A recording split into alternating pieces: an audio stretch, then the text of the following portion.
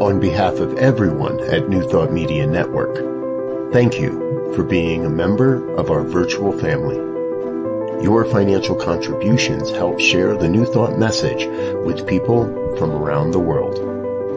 Please visit and contribute at www.ntmedia.org/donate. New Thought Media Network, come be you. And please like, share, and subscribe. Until next time, peace and blessings.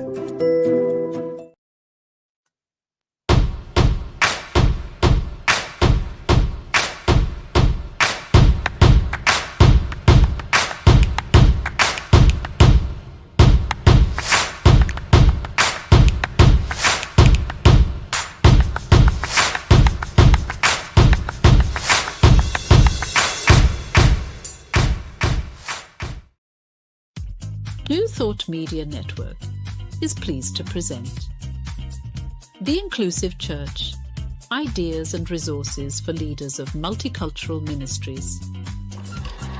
The Inclusive Church with Tracy Brown. Tuesdays at 12 noon Mountain Time. Join Tracy and her guests as they go deep and share practical tips and resources you can use in your ministry. And now let's explore the Inclusive Church with Tracy Brown.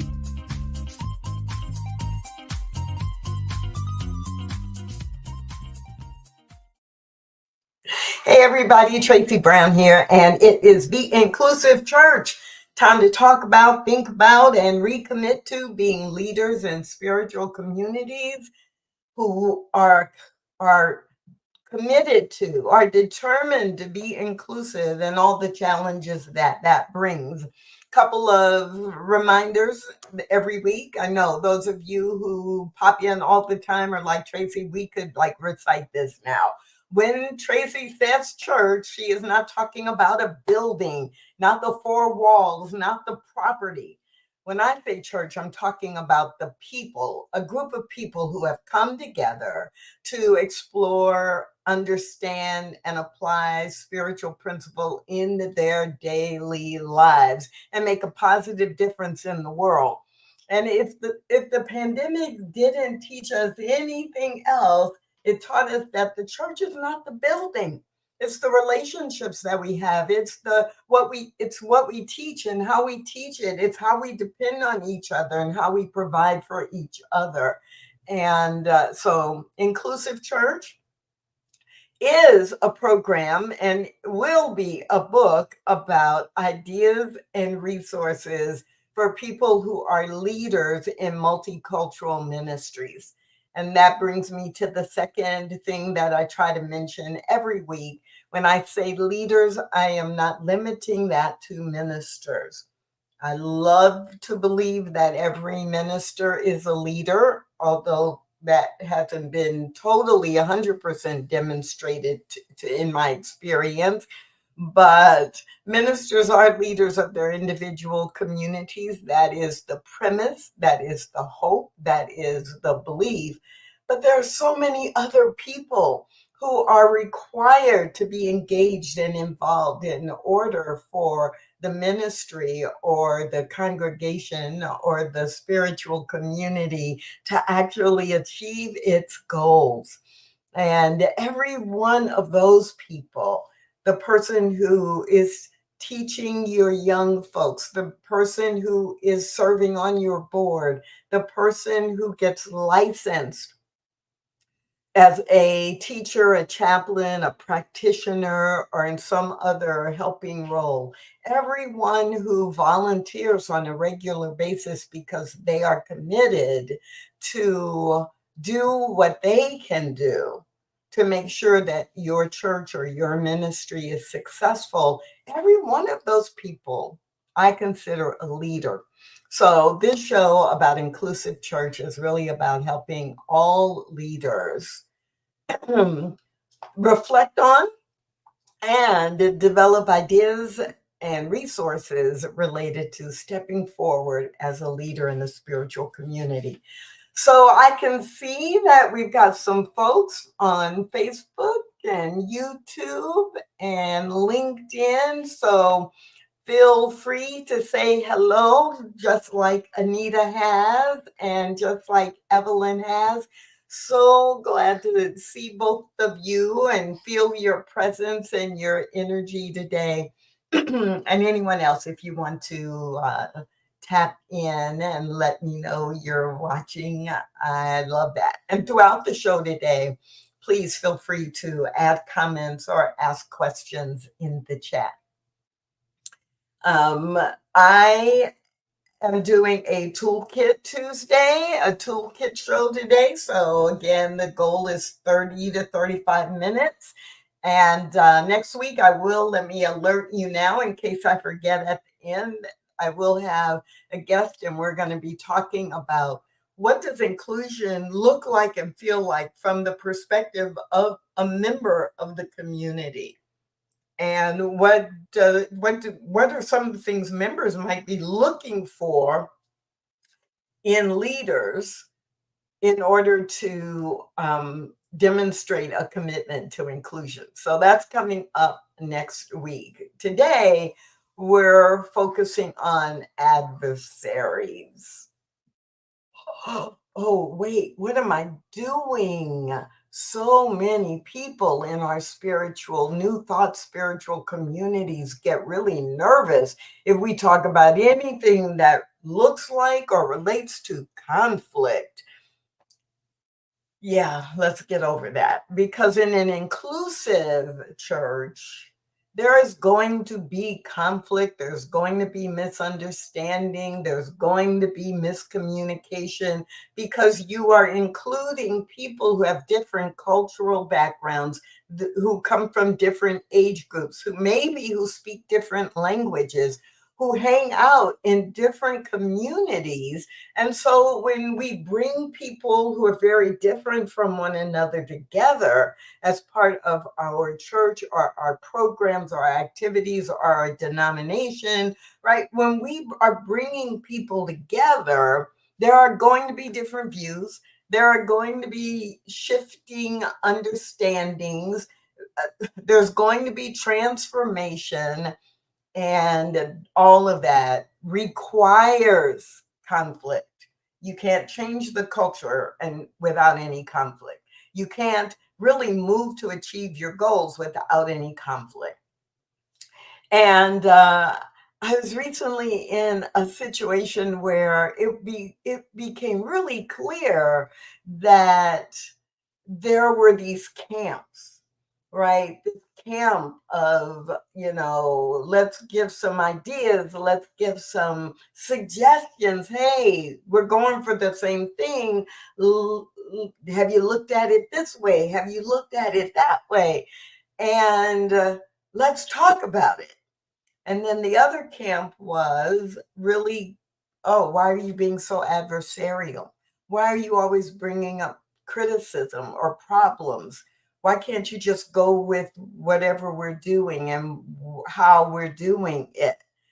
And it was just such a great demonstration of what happens when leaders are committed to being inclusive, but they don't want to be uncomfortable. And you can't be inclusive without becoming comfortable with discomfort. You can't be inclusive without being willing to, and in fact, without initiating input from people who think differently, have different experiences, and can bring ideas forward that you might not have thought of. That's all part of being an inclusive leader. Some people would say that's just part of being a good leader or an effective leader, whether you intend to be inclusive or not. And I'm in that camp. I think that's true. I think some of the best leaders I've met or observed who were not putting inclusion at the front of their list, they actually sought out different opinions. They sought out counsel and advice from people who were coming from a different place. And they knew ultimately they get to make the decision, But before they make decisions, they really sought out not just the people who agreed with them or made them feel good, but the people who actually maybe ruffled their feathers so that they would be like, oh, in this universe of ideas, in this universe of possibility, who's going to think about it differently than me and give me more to consider? So that made me think about today's show and the topic of today's show, adversaries. Like, why do we label people as adversaries? And what does that mean anyway? And so I've done a little bit of thinking about this. And what I'm hoping for over the next 20 to 25 minutes is that I will not give you any answers or any edicts, but I will give you some food for thought, some things that you can think about that will help you determine, oh, when am I actually dealing with an adversary? And when am I dealing with someone who might be an ally or an advocate for the same thing and that I want, but they're just going about it a different way, or they have different information, or they're talking to different people. So let's start with just some definitions, because the tricky thing about talking about almost anything is that we'll use the same word, but we may have different definitions for it, right? And so let's go over here to screen 2. Adversary or advocate. So just in the definition itself, if you look up the definition for adversary, you might find, I found 5 or 6 definitions, and I would capture them like this. An adversary is someone I consider an opponent in a contest, conflict, or dispute. Now, part of that from a New Thought perspective is, do we really have disputes? Yes, we do have conflicts. And so I'm perceiving someone as an opponent, someone who's against me, someone who has been defined by me or others as an enemy. An adversary is someone who conducts or has the intent to conduct detrimental activities, trying to hurt us, hurt me, hurt our ministry, etc. An advocate, we could use allied or advocate, is someone who defends or maintains a cause or a proposal, someone who publicly supports or suggests an idea or a way of being or an approach, right, or a way of doing something. And so often, because both will cause conflict, both of those characteristics can cause conflict.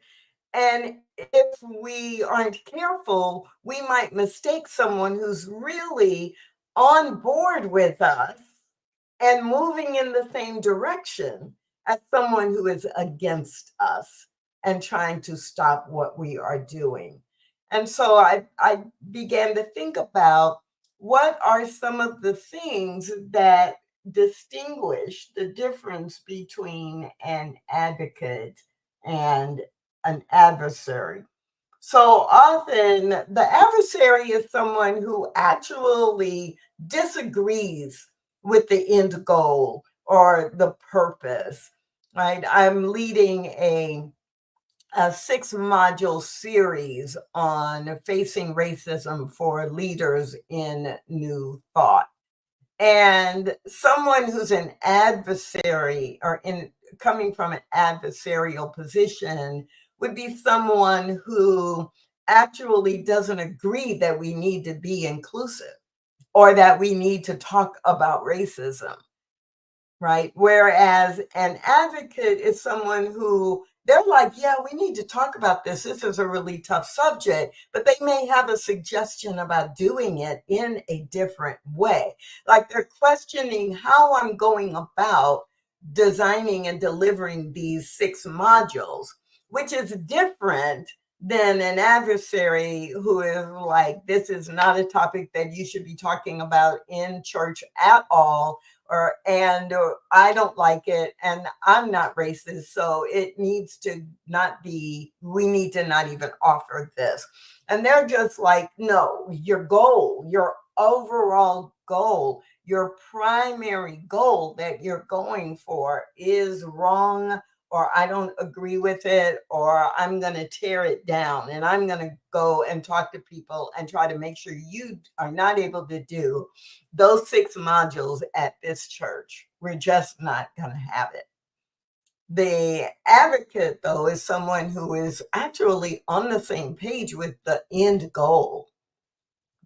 They are just either questioning or having concerns about the approach that's being taken. So another way that we kind of get them mixed up is an adversary and an advocate. They typically keep showing up because they care or they have passion about whatever the position is or whatever is going on. The difference is that the adversary consistently shows up to tear down the topic or the goal.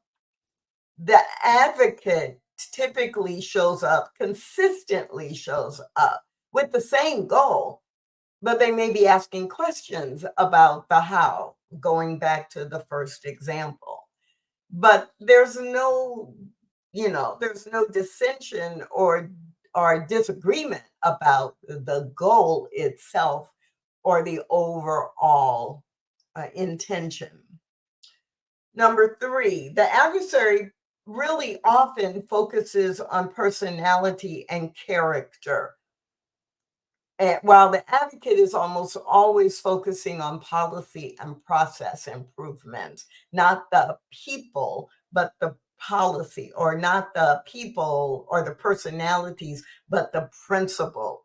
And this is a really interesting distinction to make and to stay aware of, because in both cases, I might feel really uncomfortable with the questions that I'm being asked or with what's happening in the process. But it's easy to tell the difference, even if we go back to the basic definition, right? The adversary is showing up as an intentional opponent. The advocate is showing up as an intentional questioner or an intentional suggestion giver, but they're not in disagreement with the end goal. I love, Evelyn, what you say. Being inclusive can rustle some feathers. I have seen being inclusive, not just in my own experience, but because I get to work with lots of leaders in different situations. I have seen, right, the intention to be inclusive, like tear all the feathers out and leave the duck or the bird completely without feathers at all, like naked and bare. And that can be pretty painful to watch. So we don't want that to be happening in your spiritual community, even though, yes, you will hear me say it is so important to get comfortable with being uncomfortable. But that doesn't mean that we have like complete death and destruction. So, what are some mistakes that we make that drive us right into that mislabeling of someone who is actually an ally or an advocate or wants to be, but we label them as an adversary and treat them as such, right? So there's some very common mistakes, and I put these all in the first person. So let my words be your words. Often I mistakenly label someone as an adversary because what? I feel threatened or I just feel uncomfortable when they show up or when they're present. or they ask questions I'm actually just not prepared to answer. And because I think I'm the leader and I'm supposed to know the answer and every answer, I, I, like they must be trying to trap me, right? No, they just are asking a question. But I feel unprepared to answer it, and I start to see them as an adversary. Number three, they ask questions I don't even understand. Like, why would they ask that? Or I don't even know what they're talking about. Oh, they're coming from a different place. They have different experience than I do. And it's okay for me to say, I don't understand that question. Can you reframe it? Or I'm not sure exactly what you're asking. Can you ask me in a different way? Right? I'm unprepared I don't understand even what they're asking. And that happens a lot with when there is a lot of diversity, especially well, I was going to say especially like across race. But as I was getting ready to say that, I'm like, no, that happens across gender when, men or women or people who identify as non-binary, when there's some conversation and they're talking from or asking a question from a perspective that the other person doesn't have. It happens all the time. Like, what do you want to know? Or why are you asking that? Right. So I don't even understand. Or if I see this a lot in different workplaces, that coworkers and colleagues, English may not be their first language, even though they are fluent and effective, but English may not be their first language. And so they may be asked a question where there's a colloquialism or an idiom used, and our cultural reference or slang, and the person really just totally does not understand what you are asking because they didn't grow up in the same culture. And so there are times if someone asks questions and you don't even understand what they're asking, it's easy to, once that happens a couple times, to be like, what are they trying to like tear me down? Are they trying to make me look bad? And because I'm uncomfortable, I label them as someone I need to distance myself from instead of learn more and build a bridge, right? I just cut the bridge in half and stay on my side, and do everything I can to make them stay on their side, right? So what else? Number four. Well, I just don't think they like me. So when they're asking me questions, it really feels like they're challenging me personally, right? Number five, they're the only one asking that question, or they're the only one suggesting that action. So, it must be something personal for them. And no one else has come up with that. So, like, that must not be a thing, or that must not be important. Hard stop. Hard stop. When you have a lot of diversity, the one of the biggest benefits is that somebody is going to bring something forward that maybe others are thinking but won't say, because they are already knowing, well, that's a little far, or that's not something we normally would do, so I just won't even bring it up. But when you have a lot of diversity in your spiritual community or denomination, then what happens is you actually will have people who will bring it up and bring it forward. And it's like they might be the only one. I was recently in a situation where 15 people were asked, would you be willing to share this information with our leadership? And 12 of the 15 said, no, I will not publicly go on record and say this is what I think, even though I agree with it. And 3 people said, sure, I'm happy to share this and to stand on this as an idea, as an option, not as the answer, but these are some thoughts that need to be shared. And so it was fascinating to me that 12 out of 15 would not ask the question or share the information.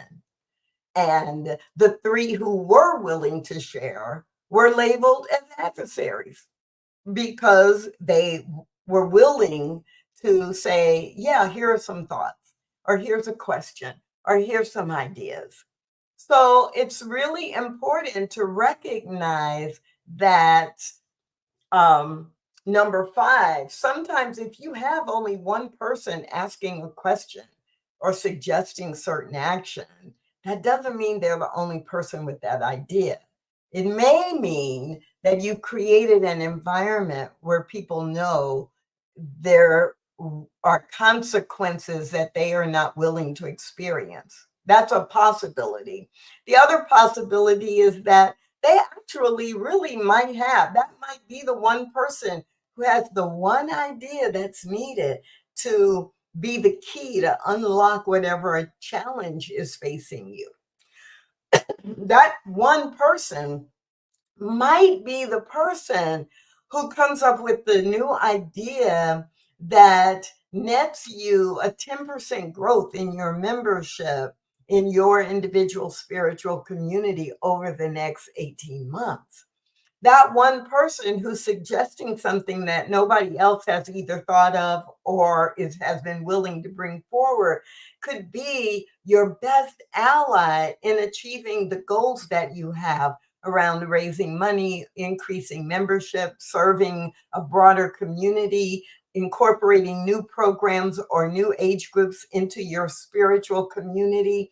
So good ideas come when there are many people who have the same idea. I don't doubt or discount that in any way. I'm not saying to you, oh, if everybody thinks it, it's a bad idea.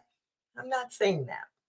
I'm saying notice if you have someone on your board or if you have someone in your community who's always coming up with something that you haven't heard from anyone else, and you tend to think their ideas are a little off or they're very different from what you would come up with.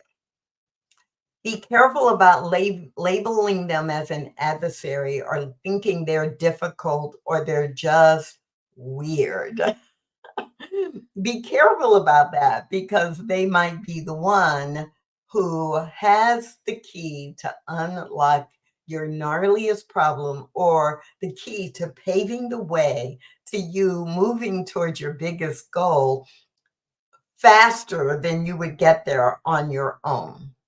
Number 7, a mistake we often make is basing our perception of them based on labels that you've heard about them that were created by others. Oh yeah. Oh yeah. You're going to get to find out Tracy's a troublemaker. Oh yeah, be patient because Tracy's going to be the one who's difficult to deal with. Or, oh, don't be fooled. Don't be fooled, right? Because really, Tracy's very challenging to work with. But you haven't experienced that. You've heard others who you are trusting that their experience is going to be your experience. And the challenge with that is that when we approach people and are involved with people based on what others have experienced in an inclusive environment, then we're failing to use our own skills to build cross-cultural bridges. And we're simply repeating a pattern, which may be a misperception, which may be a misunderstanding, which may be the result of a dozen other things and situations and circumstances that happen that have nothing to do with you. And as an inclusive leader, even if someone has been labeled in that way by others, if you are truly an effective leader, then you are going to look for your own way to be in relationship with that person in support of achieving your community's goals. Okay, I've got 3 more and I want to drop them in pretty quickly. Let's see what they are because I know I had a top 10. Yes. Number 8. When I'm like, I don't understand how that they could come to that conclusion, like whatever they're presenting. I just don't understand it. So that's very similar to, number 1, 2, and 3. Because I don't understand it, they must be trying to make me look bad. Or because I don't understand it or how they got to that conclusion, they must be trying to sabotage me. Number 9, I feel judged by them. And really, number 9 and 10 are wrapped together.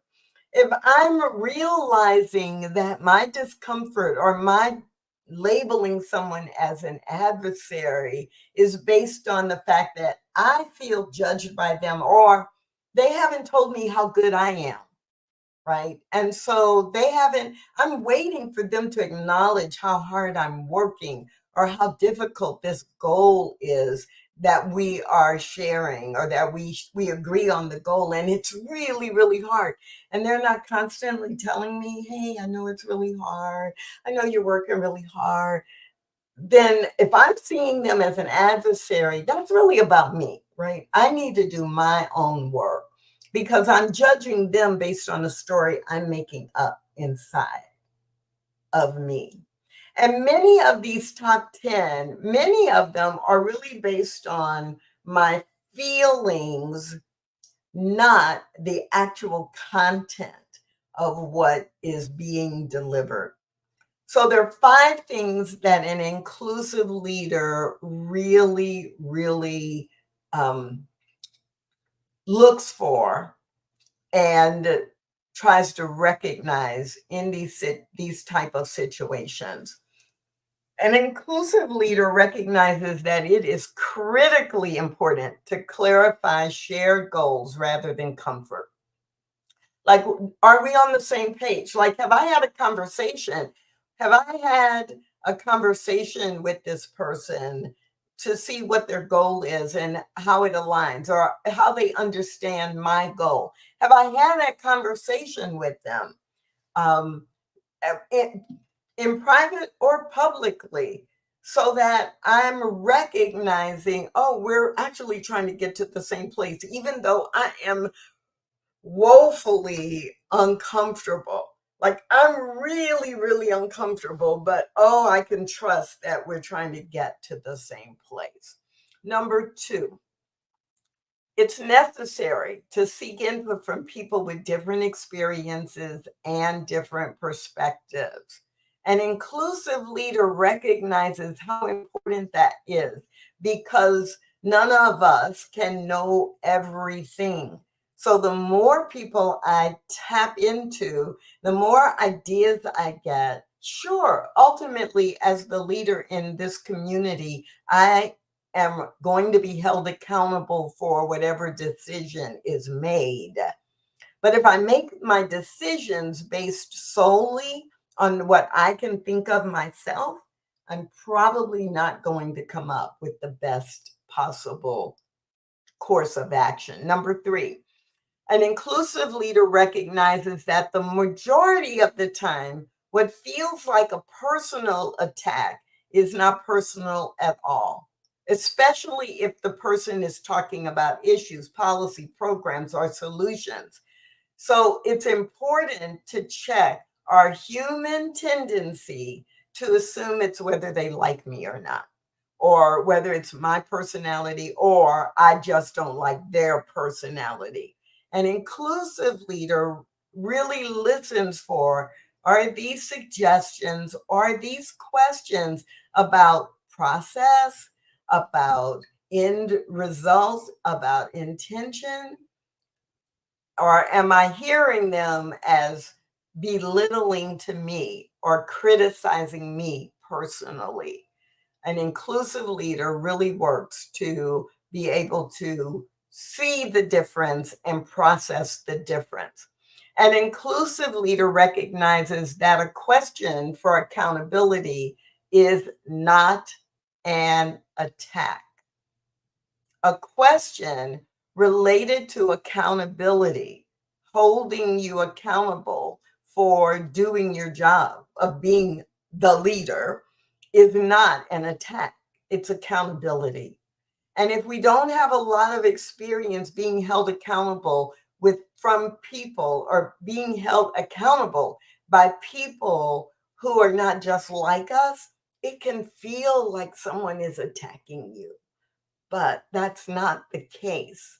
It is about accountability. And if you are being held accountable as a leader of a spiritual community, then it's probably a little uncomfortable because you're doing the best you can.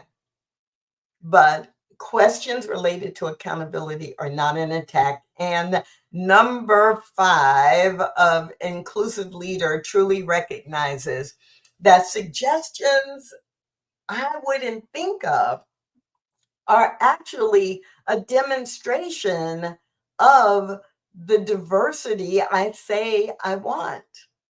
If I've been talking about having more diversity by age or sexual orientation or gender or race or culture, right? National origin. If I've been saying I'm really committed to us having a Spanish speaking ministry in our what up until now has been a predominantly English speaking ministry, then guess what? I'm going to hear a lot of suggestions that I would never think of. And that's a demonstration of the diversity that I am seeking to encourage. All of these are things that often get labeled or get people labeled as adversaries or adversarial.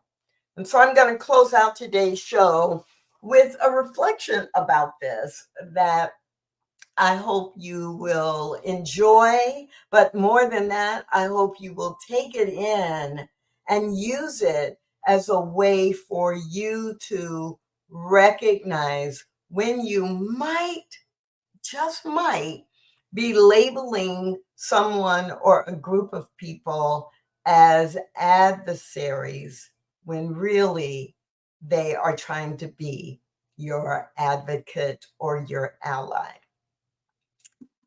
Adversary or advocate, rely on the divinity within. What if the person you perceive as your adversary is actually an advocate for your deepest desires? What if the person you perceive as judging you is actually stretching their own comfort level in order to give you input or feedback you desperately need to receive? What if spirit is stretching and growing you by gifting you with a different view, a different approach, or a different path towards your goal? What if spirit is inviting you to expand your understanding of what it takes to achieve what you say you want? What if spirit is preparing you to step up into a higher way of being by giving you the opportunity to replace old baggage with new and improved beliefs? Be slow to add another brick to the wall you can no longer see over. Be slow to add another brick to a wall that is holding you in more than it is keeping others out. Be slow to add another brick to a wall that has been built on a foundation of hurt feelings. Be slow to add another brick to a wall that is about to crumble for lack of love. Love is not your enemy. You are. Are you criticizing another's bad behavior when actually there's nothing to criticize and everything to create? Are you defending your bad behavior when there's actually nothing to defend and everything waiting to be explored? Being human is not a trick, but it is tricky. Being human is not a problem, but it presents problems. Look for the divinity within. Welcome the divinity within.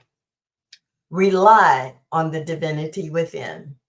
Spirit loves you and is actually providing everything that will give you life. Spirit loves you and is actually providing everything that will allow you to give your gifts into the world with great impact. Don't make the mistake of thinking your advocate is your adversary. That's it for this week's show on the Inclusive Church. Go out there, be inclusive, watch how you are labeling people, and be especially attentive when you find yourself labeling individuals or groups as your adversaries, because guess what? They might actually be trying to help you achieve your goal. My name is Tracy Brown. See you next Tuesday at noon Mountain Time, right here on the New Thought Media Network for the Inclusive Church Show. Thanks for watching The Inclusive Church with Tracy Brown. Join us again next week at 12 noon Mountain Time.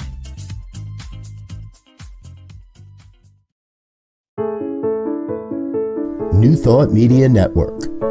We are a global broadcast network of positive music, media, and entertainment, inspiring humanity's evolution along the journey of enlightenment and creating a world of love, peace, empowerment, and prosperity for all. New Thought Media Network. Positively inspiring.